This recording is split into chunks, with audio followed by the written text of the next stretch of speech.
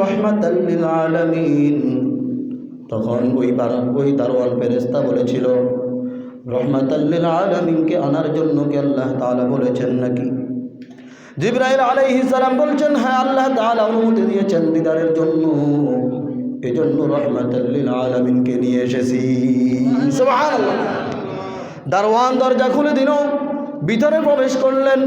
ভিতরে প্রবেশ করার পর দেখলেন একজন মুরব্বী চেহারার মধ্যে বসা। জিবরাইল আলাইহিস সালাম বললেন, ইয়া রাসূলুল্লাহ, ইয়া হাবিবাল্লাহ, আপনি এই মুরব্বীকে চালান করুন। এই মুরব্বী আর কেউ নয়, এই মুরব্বী হচ্ছে পৃথিবীর সর্বপ্রথম মানুষ আদম আলাইহিস সালাতু ওয়াস সালাম। সুবহানাল্লাহ। আপনি চালান করুন। আমাদের নবী চালান দিলেন। আমাদের নবী আদম আলাইহিস সালামের চেহারার দিকে তাকাইয়ে দেখলেন তিনি ডান দিকে কিছুক্ষণ পরে তাকায়, আবার কিছুক্ষণ পরে বাম দিকের দিকে তাকায়। যখন তিনি ডান দিকে তাকায় তখন তিনি মিসকি হাসে। কি মিসকি হাসে। আর যখন বাম দিকে তাকায় তখন তিনি কান্না করে। জিজ্ঞাসা করা হলো, আপনি যখন ডান দিকে তাকান তখন কেন মিসকি হাসেন, আবার বাম দিকে তাকান তখন কেন কান্না করেন? তখন আবার আদম আলাইহিস সালাম ডাক দিয়ে বলেন, ডান দিকের লোকেরা হচ্ছে আসহাবুল ইয়ামিন। মা আসহাবুল ইয়ামিন। সুবহানাল্লাহ। এরা হচ্ছে ডান কাতারের লোক, জান্নাতের লোক। সুবহানাল্লাহ বলেন। আর বাম দিকে যারা আসহাবুশ শিমাল, মা আসহাবুশ শিমাল, তারা হচ্ছে বাম দিকের লোক, জাহান্নামের লোক। তারা কত হতভাগ্য, নাউযুবিল্লাহ বলেন। আদম আলাইহিস সালামের জন্য ডান দিকের সন্তানদের দিকে তাকাইলে আসেন, আবার বাম দিকের সন্তানদের দিকে তাকাইলে কান্না করেন। এবার সেখানে কথাবার্তা হলো, বিদায় নিয়ে চলে গেলেন দ্বিতীয় আসমানে। কোথায়? আসমান কয়টা? 7টা আসমান। দ্বিতীয় আসমানে যখন চলে গেলেন, দ্বিতীয় আসমানে যাওয়ার পরে সেই দারওয়ান ফেরেশতা কি আওয়াজ করলেন, আপনার সাথে কে, আপনি কে পরিচয় জানলেন? তারপর সাথে কে পরিচয় জানলেন? তারপর দরজা খোলা হলো। আল্লাহ রাব্বুল আলামিন দ্বিতীয় আসমানের মধ্যে পয়গম্বর ঈসা আলাইহিস সালাম এবং সাথে ইয়াহইয়া আলাইহিস সালামকে সেখানে রাখলেন। সুবহানাল্লাহ। সাক্ষাৎ করলেন। সেখান থেকে বিদায় নিয়ে তৃতীয় আসমান। তৃতীয় আসমানে কি অবস্থা? দরজা খোলা হলো, ভিতরে প্রবেশ করলেন। ভিতরে প্রবেশ করার পর দেখলেন একজন পয়গম্বর ইউসুফ আলাইহিস সালাম সেখানে অবস্থান। সেখানে পরিচয় হলো, সালাম দেওয়া হলো। সালাম দেওয়ার পরে বিদায় নিয়ে আবার চতুর্থ আসমান। চতুর্থ আসমানের মধ্যে আল্লাহ তাআলা রাখলেন কাকে? পয়গম্বর ইদ্রিস আলাইহিস সালামকে। কাকে? ইদ্রিস আলাইহিস সালাম সম্পর্কে আমরা আলোচনা করছিলাম। আল্লাহ রাব্বুল আলামিন ইদ্রিস আলাইহিস সালামকে দুনিয়ার জমিনের কোথাও মৃত্যু দেন নাই, তাকে আল্লাহ তাআলা চতুর্থ আসমানের মধ্যে মৃত্যু দিয়েছে। আল্লাহু আকবার। এর বিষয়ে আমরা বিস্তারিত সব আলোচনা করছিলাম। তারপর সেখান থেকে চলে গেলেন পঞ্চম আসমান। সেখানেও একই অবস্থা। দরজা খোলা হলো, ভিতরে প্রবেশ করলেন। ভিতরে প্রবেশ করার পর সেখানে সাক্ষাৎ হলো আল্লাহর মুসা আলাইহিস সালামের ভাই হারুন আলাইহিস সালামের সঙ্গে। সেখান থেকে ষষ্ঠ আসমান। সেখানে মুসা আলাইহিস সালামের সাথে সাক্ষাৎ। মুসা আলাইহিস সালাম আমাদের নবীকে কিছু পরামর্শ দিলেন, সুন্দর কিছু উপদেশ দিলেন। সেখান থেকে সপ্তম আসমান। সপ্তম আসমানে যাওয়ার পরে দেখলেন একজন মুরব্বী একটাই কুঠির মধ্যে হেলান দিয়ে বসে আছে। কি দিয়ে বসে আছে? তিনি হচ্ছেন আমাদের মুসলমানদের জাতির পিতা ইব্রাহিম আলাইহিস সালাতু ওয়াস সালাম। তিনি দেখলেন এই যেই খুঁটির মধ্যে তিনি হেলান দিয়েছেন সেটা হচ্ছে বাইতুল মামুর। সুবহানাল্লাহ বলেন। বাইতুল মামুর হচ্ছেন সোজা বাইতুল্লাহ ঘর, যেখানে বাইতুল্লাহ ঘর থেকে সপ্তম আসমানের সেই মাঝখান বরাবর সোজা বাইতুল মামুর। সুবহানাল্লাহ। আমাদের নবী সেখানে দেখলেন বাইতুল মামুরের মধ্যে, বাইতুল মামুরের খুঁটির মধ্যে ইব্রাহিম আলাইহিস সালাম বসে আছে। আর চতুর্দিকে দৈনন্দিন 70,000 ফেরেশতা তাওয়াফ করে। সুবহানাল্লাহ। কয় হাজার? 70,000 ফেরেশতা যেই খুঁটি থেকে তাওয়াফ শুরু করে আবার ঘুরে যেই খুঁটির মধ্যে আসে, দ্বিতীয়বার কিয়ামত পর্যন্ত তারা আর তাওয়াফ করার সুযোগ পায় না। সুবহানাল্লাহ। তাহলে এখান থেকে চিন্তা করেন পৃথিবীর সৃষ্টি হয়েছে কত বছর? সৃষ্টির শুরু থেকে এখন পর্যন্ত কত হাজার হাজার বছর শেষ হয়ে গেল, কিয়ামত পর্যন্ত আল্লাহ তাআলা কতদিন রাখেন? এইভাবে একাধারে দৈনন্দিন 70,000 ফেরেশতা যারা তাওয়াফ করে, একবার তাওয়াফ করে, দ্বিতীয়বার তাওয়াফ করার সুযোগ তারা পায় না। তাহলে আল্লাহ তাআলা কত হাজারো হাজারো কোটি কোটি ফেরেশতা বানাইলেন। সুবহানাল্লাহ। আপনার আমার সাথে ফেরেশতা সব সময় থাকে। এমন এমন আমল আছে যে আমল করলে হাজার হাজার ফেরেশতা আপনাকে পাহারা দিতে থাকেন। সুবহানাল্লাহ বলেন। এবার সেখান থেকে ইব্রাহিম আলাইহিস সালামের মাঝ থেকে বিদায় নিলেন, সালাম দিলেন।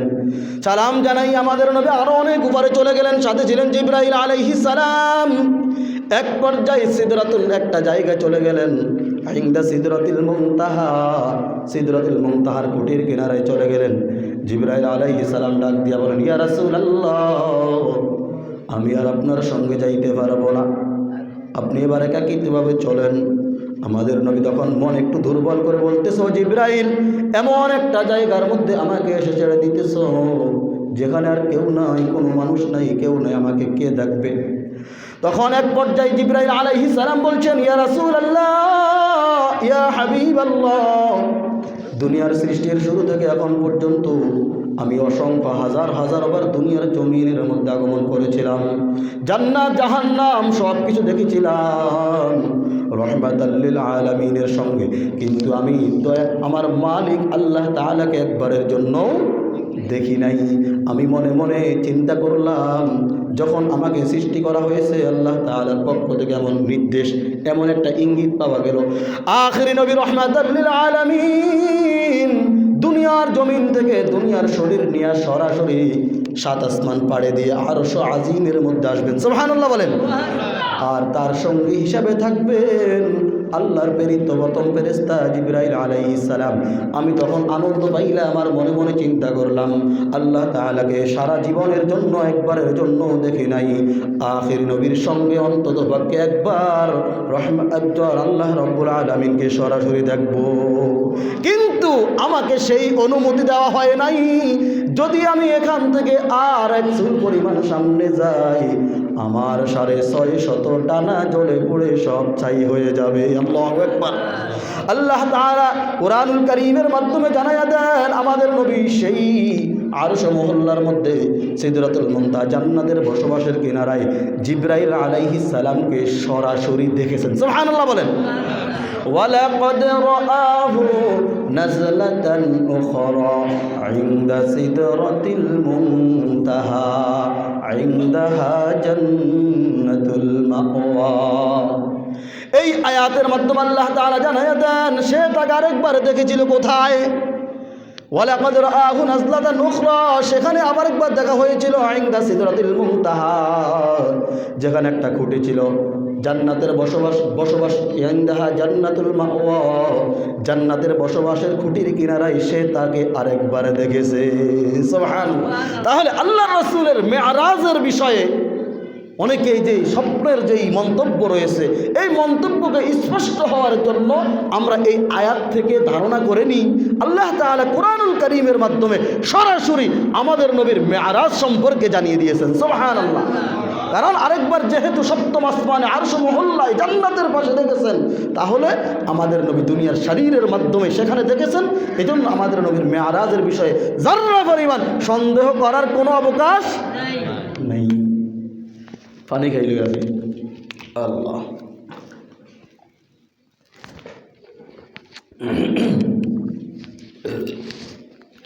এবার সেখান থেকে এক পর্যায়ে আমার নবী চলতে লাগলেন। যাইতে যাইতে যাইতে যাইতে হঠাৎ করে আমার নবীর সামনে একটা আসন চলে আসছে। সুবহানাল্লাহ বলেন। ওই আসনটাকে কোরআনুল কারীমের ভাষায় বলা হয় রফ। আসনের নাম কি? রফ, যেটা আল্লাহ তাআলা জান্নাতবাসীদেরকে দান করবেন। সুবহানাল্লাহ বলেন। আমাদের নবীর সামনে যখন আসন চলে আসছে, গায়েবীভাবে আওয়াজ আসছে, ও রহমাতাল লিল আলামিন, আপনি কোনো ভীত হবেন না, দুর্বল হবেন না, এই আসনের মধ্যে আপনি বসে যান। কুরআনুল কারীমের মধ্যে সূরা রহমানের মধ্যে আল্লাহ তাআলা আসন সম্পর্কে বলে দিয়েছেন, মুত্তাকিইনা আলা রাফরাফিন খুদরিন ওয়া আবকারিন হিসান। সুবহানাল্লাহ। জান্নাতবাসীরা সবুজ রঙের উৎকৃষ্ট আনন্দ একটা বিছানার মধ্যে হেলান দিয়ে বসবে। সুবহানাল্লাহ। যেই হেলান আল্লাহ রাব্বুল আলামিন আমাদের নবীর মেরাজের সময় আমাদের নবীর জন্য পাঠিয়েছেন। সুবহানাল্লাহ। ফাবি আইয়ি আলাই রাব্বিকুমা তুকাদ্দিবান। অতএব আল্লাহ তাআলা জানায় দেন, তোমরা তোমাদের পালনকর্তার, তোমাদের রব্বের কোন কোন অবদানকে অস্বীকার করতে পারো? আল্লাহ তাআলার কোন নিয়ামত অস্বীকার করার সুযোগ আছে? নাই। এবার সেখান থেকে চলে গেলেন। এক পর্যায়ে গায়বীভাবে আওয়াজ আসছে, ও আল্লাহর নবী, ও রাহমাতাল লিল আলামিন, আপনি আল্লাহ তাআলার একেবারে নিকটে চলে আসছেন। সুবহানাল্লাহ বলেন। আমাদের নবী আল্লাহ তাআলার যখন নিকটে চলে গেছেন, এমন সময় গায়বীভাবে আওয়াজ আসছে, ও রাহমাতাল লিল আলামিন, আপনি আল্লাহ তাআলার একেবারে নিকটে চলে আসছেন, আপনি আল্লাহ তাআলার দরবারে হাদিয়া পেশ করেন। কি পেশ করেন? আমাদের নবী ছিলেন দুনিয়ার জমিন থেকে, তিনি মানুষ হিসাবে আল্লাহ তাআলার দরবারে নবী হইয়া আল্লাহ তাআলার দরবারে গেলেন। দুনিয়ার জমিনের মধ্যে যখন কোনো মেহমান মেজবানের বাড়িতে যায়, হাতে করে কিছু নেয়নি, নেই মেজবানের জন্য কিছু নিয়ে যায়, কিন্তু আমার নবী কি নিলেন? চিন্তা করলেন। আল্লাহ তাআলা কোরআনুল কারীমের মাধ্যমে জানায়া দিয়েছেন, ওয়াল্লাহুল গনিয়্যু ওয়া আনতুমুল ফুকারা। আল্লাহ হচ্ছেন ধনী আর আমরা মানুষ হচ্ছি গরিব। আল্লাহু আকবার। আমাদের নবী চিন্তা করলেন, আয়াতের দিকে একটু নজর দিলেন, সব কিছুর মালিক তুই আল্লাহ, তাহলে আমি আল্লাহকে কি হাদিয়া দিব? এমন সময় আমাদের নবী সেজদায় পড়ে গেলেন। কোথায়? আপনারা কথা বুঝেন? কোথায় পড়ে গেছেন? আরশের মধ্যে আল্লাহ তাআলার সেই আল্লাহ রাব্বুল আলামিনের দরবারে গিয়ে তিনি সেজদায় পড়ে গেলেন। এমন সময় আল্লাহ তাআলার পক্ষ থেকে আমাদের নবীর জবান থেকে গায়বীভাবে আওয়াজ বের হয়ে আসছে।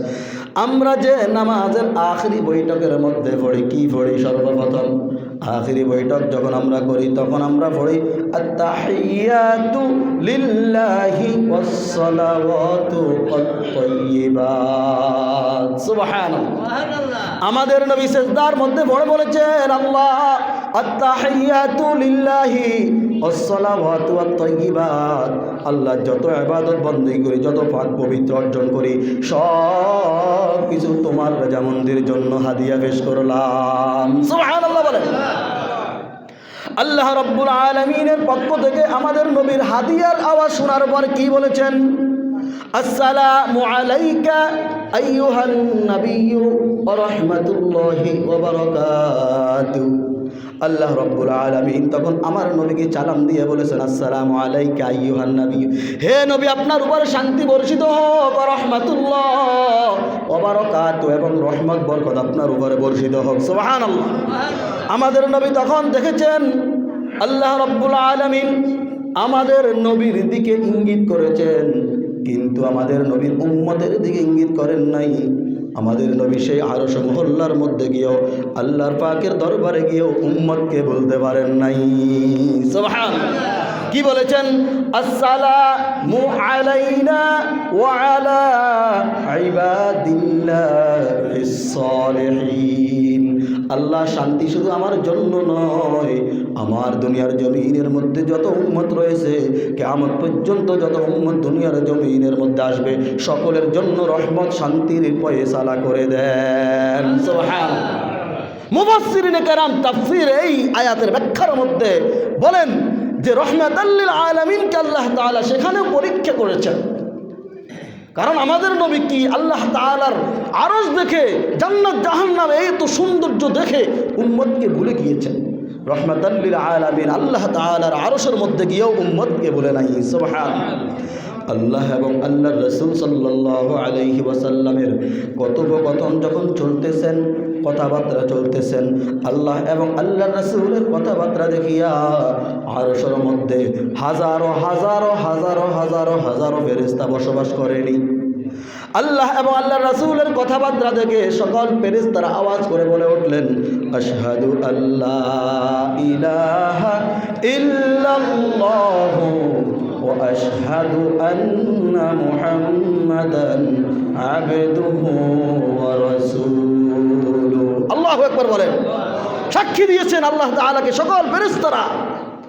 আল্লাহ রাব্বুল আলামিন আল্লাহ এবং আল্লাহর রাসূলের কথা এবং ফেরেশতাদের কথাকে কিয়ামত পর্যন্ত দুনিয়ার জমিনের মধ্যে মানুষ স্মরণ রাখার জন্য মুসলমানদের জন্য 5 ওয়াক্ত নামাজ যখন পড়বে, যেই কোনো নামাজ পড়বে, নামাজের আখেরি বৈঠকের মধ্যে সেই সাক্ষীর কথাগুলোকে মানুষের জন্য, মুসলমানদের জন্য ওয়াজিব করে দেন। সুবহানাল্লাহ। তাশাহুদ নামাজে না পড়লে নামাজ হয়? নামাজ হবে না। আল্লাহ এবং আল্লাহর রাসূলের কথা এবং ফেরেশতাদের সাক্ষীর কথা আল্লাহ তাআলা কিয়ামত পর্যন্ত উম্মতের জন্য ওয়াজিব করে দিয়েছেন। সুবহানাল্লাহ। সেখানে কিছু কথাবার্তা হয়েছিলেন। আল্লাহ তাআলা এবার আমাদের নবী আল্লাহ রাব্বুল আলামিনের সামনে থেকে বিদায় নিলেন। বিদায় নেওয়ার সময় আল্লাহ তাআলা উম্মতি মুহাম্মাদের জন্য 3টা হাদিয়া পেশ করেছেন। কয়টা? 3টা হাদিয়া দিয়েছেন। আমাদের নবী 3টা হাদিয়া নিয়ে আসতেছেন। প্রথম হাদিয়া হচ্ছে 50 ওয়াক্ত নামাজ। প্রথম হাদিয়া কি? 50 ওয়াক্ত নামাজ। দ্বিতীয় নাম্বার হাদিয়া সূরা বাকারার শেষ 2 আয়াত। এই আয়াতের অনেক গুরুত্ব, অনেক ফাজিলাত। 3 নম্বর হাদিয়া হচ্ছে মুশরিক ব্যতীত, আল্লাহ তাআলার সাথে শিরককারী ব্যতীত সকল গুনাহগার উম্মতের ক্ষমার ঘোষণা। সুবহানাল্লাহ বলেন। এই 3টা হাদিয়া নিয়ে আমাদের নবী আল্লাহ রাব্বুল আলামিনের দরবার থেকে বিদায় নিয়ে আসতেছেন। সপ্তম আসমানের মধ্যে ইব্রাহিম আলাইহিস সালামকে বিদায় নিয়ে আসলেন। সালাম দিয়ে সেখান থেকে বিদায় নিলেন। সেখান থেকে আসিয়া 6ষ্ঠ আসমানের মধ্যে যখন আসলেন, মুসা আলাইহিস সালামকে বিদায় দিবেন, সালাম দিলেন। মুসা আলাইহিস সালাম জিজ্ঞাসা করলেন, ও রাহমাতুল লিল আলামিন, আপনি আল্লাহ তাআলার দরবার থেকে আপনার উম্মতের জন্য কি হাদিয়া নিয়ে আসছেন? তখন আল্লাহর নবী সাল্লাল্লাহু আলাইহি ওয়াসাল্লাম ডাক দিয়ে বলেন, ও পয়গম্বর মুসা, আল্লাহ রাব্বুল আলামিন আমার উম্মতের জন্য 50 ওয়াক্ত নামাজ হাদিয়া দিয়েছেন। সুবহানাল্লাহ। আমার উম্মতের জন্য সূরা বাকারার শেষ 2টা আয়াত দিয়েছেন। আমার উম্মতের জন্য আল্লাহ তাআলা মুশরিক ব্যতীত সকল উম্মতের ক্ষমার ঘোষণা দিয়েছেন। সুবহানাল্লাহ। মুসা আলাইহিস সালাম তখন ডাক দিয়ে বলেন, ও রাহমাতাল লিল আলামিন, আপনার উম্মত 50 ওয়াক্ত নামাজ পড়তে পারবে না, কারণ আমার অভিজ্ঞতা বনি ইসরাইলের লোকেরা তারা কত খারাপ প্রকৃতির লোক ছিল। তাদের জন্য আল্লাহ তাআলার যত হুকুম ছিল সব হুকুমের মধ্যে তারা কি করছে? অলসতা করেছে। আমার ধারণা আখির নবীর উম্মত থাকবে একেবারে দুর্বল, তারা 50 ওয়াক্ত নামাজ একাধারে পড়া সম্ভব হবে না। আপনি আল্লাহ তাআলার দরবার আবার যান, আল্লাহ তাআলাকে বলেন আপনার উম্মতের জন্য নামাজ কিছু কমিয়ে দেওয়ার জন্য। মুসা আলাইহিস সালামের কথার কারণে আমার নবী আবার সেখান থেকে চলে গেছেন আরশ। কোথায়? আল্লাহ তাআলার দরবারে চলে গেলেন। সেখানে গিয়ে আল্লাহ তাআলাকে ডাক দিয়ে বললেন, আল্লাহ আমার উম্মতের জন্য নামাজ কিছু কমিয়ে দেন। আল্লাহ তাআলা 5 ওয়াক্ত নামাজ কমিয়ে দিয়েছেন। কয় ওয়াক্ত? আবার আসলেন, আবার মুসা আলাইহিস সালাম আল্লাহ তাআলার দরবারে পাঠাইলেন। এভাবে আসলেন পাঠাইলেন। মোট 9 বার আমার নবী 6ষ্ঠ আসমান থেকে আরশ আজিমের মধ্যে আপ ডাউন করেছেন। সুবহানাল্লাহ। 9 বারে প্রত্যেকবারেই আল্লাহ রাব্বুল আলামিন 5 করে কি করেছেন? কমিয়ে দিয়েছেন। 5 করে কমিয়ে দেওয়ার পরে সর্বশেষ 5 9 45 বার যখন শেষ হয়ে গেছে, এবার মুসা আলাইহিস সালাম বলতেছেন, ইয়া রাসূলুল্লাহ, আপনি আবার যান, আরো কমিয়ে আনেন, আপনার উম্মত 5 ওয়াক্ত নামাজ ঠিকমতো পড়তে পারবে না। তখন আমাদের নবী তখন কি বলেছেন? এবার আমার আল্লাহ তাআলার দরবারে যাইতে লজ্জা করে। কি করে? যতবার গেছি প্রত্যেকবারেই আল্লাহ তাআলা কয়তো করে কমিয়েছেন? 5 করে কমিয়েছেন। এখন যদি আবার যাই তাহলে আল্লাহ তাআলা এই 5 যদি শেষ করে দেয় তাহলে উম্মতের জন্য আর কি হাদিয়া নিয়ে যাব? তখন মুসা আলাইহিস সালামের মাঝ থেকে বিদায় নিয়ে আসতেছেন। এমন সময় আল্লাহ রাব্বুল আলামিনের পক্ষ থেকে গায়বী আওয়াজ আসছে, ও রাহমাতাল লিল আলামিন, আপনি কোনো দুর্বল হইেন না, আপনি কোনো টেনশন কইরেন না। আপনার উম্মত যদি ইখলাসের সাথে 5 ওয়াক্ত ফরজ নামাজ আদায় করে, আল্লাহ রাব্বুল আলামিন এই 5 ওয়াক্ত নামাজের বিনিময়ে তাদের আমল নামায় 50 ওয়াক্ত নামাজের সওয়াব দান করবেন। সুবহানাল্লাহ। আওয়াজ করে বলেন সুবহানাল্লাহ। সেখান থেকে আমাদের নবী বিদায় নিয়ে আসলেন নিজ মাতৃভূমি মক্কাতে। কোথায়? কিছুই তো বুঝে না। সেখান থেকে আস্তে আস্তে আমাদের নবী রাহমাতাল লিল আলামিন প্রত্যেক আসমান পাড়ি দিয়ে চলে আসছেন দুনিয়াতে। কোথায়? দুনিয়াতে বাইতুল্লাহ মক্কা নগরীর মধ্যে আসলেন, নিজ মাতৃভূমির মধ্যে আসলেন। আসার পরে যখন রাত্রি শেষ হলো, ফজরের নামাজের পরে আমাদের নবী মুসল্লিদেরকে বলছিল, সাহাবায়ে কেরামদেরকে বলছিল, শুনবেন ও সাহাবায়ে কেরাম, আমি গত রাত্রে আল্লাহ তাআলার সাথে সাক্ষাৎ করে এসেছি। সুবহানাল্লাহ বলেন।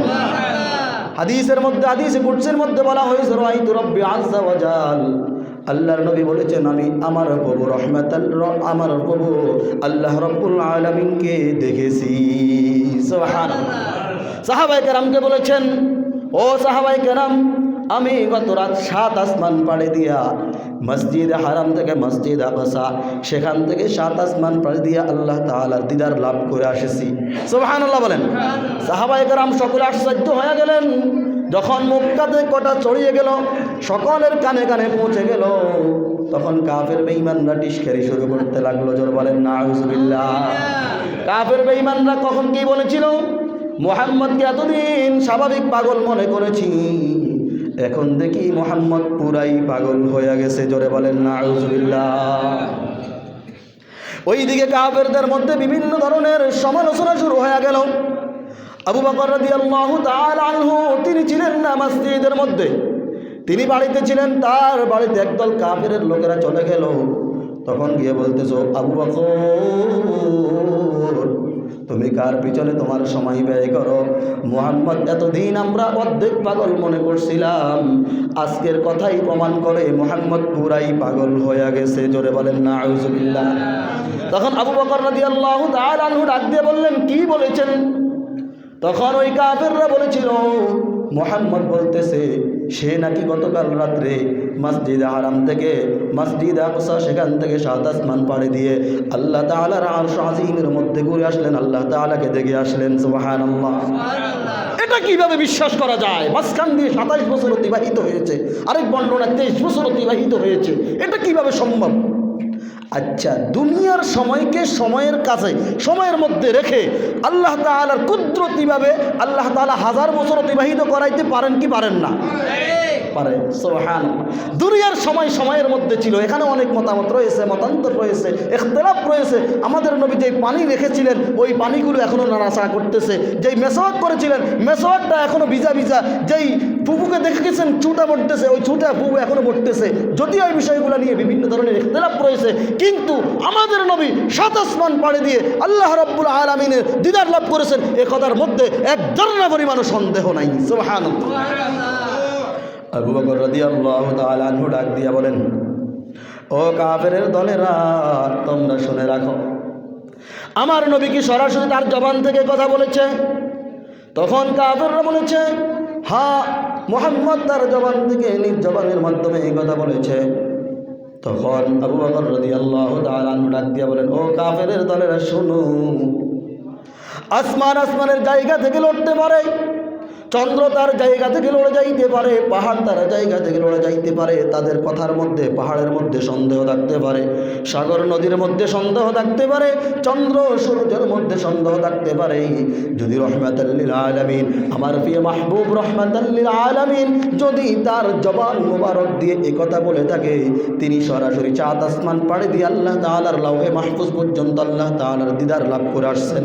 দুনিয়ার সব কিছুর মধ্যে যদি সন্দেহ থাকে, আমার নবী মুহাম্মদুর রাসূলুল্লাহ, আওয়াজ করে বলেন সাল্লাল্লাহু আলাইহি ওয়াসাল্লামের কথার মধ্যে এক চুল পরিমাণও সন্দেহ নাই। সুবহানাল্লাহ। আমার নবী যদি তার জবান দিয়ে বলে থাকে দুনিয়ার সব কিছুর মধ্যে সন্দেহ থাকবে, আমার নবীর কথার মধ্যে কোনো সন্দেহ নাই। সুবহানাল্লাহ। কাফেররা তখন চিন্তা করছে, হায় হায়, আবু বকরকে একটু দুর্বল করার চেষ্টা করেছিলাম, আবু বকর কি বলেছে? তারপর থেকে তাকে বিশ্বাস উপাধি দেওয়া হয়েছে। সুবহানাল্লাহ বলেন। আবু বকর সিদ্দিক রাদিয়াল্লাহু তাআলা আনহু। সুবহানাল্লাহ। এবার সেখান থেকে কাফেররা চিন্তা করছে, মুহাম্মদ যে আরশ আজিমের মধ্যে ঘুরে আসছে, সেই বাইতুল মুকদ্দাসের মধ্যে, বাইতুল মামুর, যেখানে বাইতুল মুকদ্দাস ফেরেশতাদের কিবলা রয়েছে, সেই বাইতুল মামুরের কয়টা জানালা, কয়টা দরজা, দেখি মুহাম্মদকে একটু পেছে পালাই, তাকে যদি এই প্রশ্নগুলো করা হয় সে জবাব দিতে পারে কিনা দেখি। তখন তারা কি করছিলেন? প্রশ্ন করেছে, হে মুহাম্মদ, তুমি যদি 7 আসমান পাড়ি দিয়ে আল্লাহ তাআলার দিদার লাভ করে আসো, সেখানে যে বাইতুল মুকাদ্দাস দেখে আসছো, বলো তো দেখি বাইতুল মুকাদ্দাসের মধ্যে কয়টা দরজা, কয়টা জানালা? আচ্ছা, দুনিয়ার জমিনে কোনো মেহমান যদি মেজবানের বাড়িতে যায়, আমার বাড়িতে আমি কোনো মেহমান দাওয়াত করেছি, মেহমান আসছে আমার দাওয়াত খাওয়ার জন্য, কি খাওয়ার জন্য? মেহমান আসার পরে কি আমার বাড়িতে কয়টা দরজা, কয়টা ঘর, আমাদের বাড়ির ঘর কয়টা, গাছ কয়টা, এই যে সবগুলো বিষয়, এগুলো কি মেহমান এসে গনে? কেউ কেউ আছে হয়তো বা ওই সিদ্ধান্তের উপরে হয়তো মনের কোনো তামান্না নিয়ে গণতে পারে, কিন্তু আমার নবী তো সেই গণার জন্য যান নাই। আমার নবী গিয়েছেন আল্লাহ তাআলার দিদারের জন্য। আমার নবী সেই বাইতুল মুকাদ্দাসের দরজা কয়টা, জানালা কয়টা, এটা কোনো আসেন নাই। আমাদের নবী একটু বিত হয়ে গেছেন, চিন্তার মধ্যে পড়ে গেছেন। আল্লাহ রাব্বুল আলামিন জিবরাইল আলাইহিস সালামের মাধ্যমে আমার নবীকে সান্ত্বনা দিয়ে বলে, ও মুহাম্মদ, আপনি কোনো চিন্তা করবেন না। সুবহানাল্লাহ। জিবরাইল আলাইহিস সালামের মাধ্যমে আল্লাহ রাব্বুল আলামিন আমাদের নবীকে বলেছেন, ও মুহাম্মদ, আপনি একটু চক্ষু বন্ধ করেন। কি বন্ধ করেন? আমার নবী চক্ষু বন্ধ করেছেন। আমার নবীর সামনে বাইতুল মুকাদ্দাসের জানালাগুলা, দরজাগুলা এইভাবে প্রকাশ্যে তুলে ধরা হলো। সুবহানাল্লাহ। আমার নবী চক্ষু বন্ধ করে বাইতুল মুকাদ্দাসের দরজাগুলো একে একে ঘনে ঘনে, জানালাগুলো ঘনে ঘনে, বাতিগুলো ঘনে ঘনে সব কিছু কাফেরদেরকে বলে দেন। সুবহানাল্লাহ। কাফেরদের কাছে যখন সব বলে দিলেন, এর পূর্বের একটা ঘটনা হচ্ছে, তারাও তো বিশ্লেষণ করেছেন, তারাও তো সেই বৈজ্ঞানিকেরা গবেষণা করে দেখেছেন, তাদের গবেষণার সাথেই আমাদের নবী যে বলেছেন কয়টা দরজা, কয়টা জানালা, কয়টা বাতি, তাদের গবেষণার সাথে প্রত্যেকটা কথার সাথে মিল হয়ে যায়। সুবহানাল্লাহ। তারা তখন কি বলেছেন?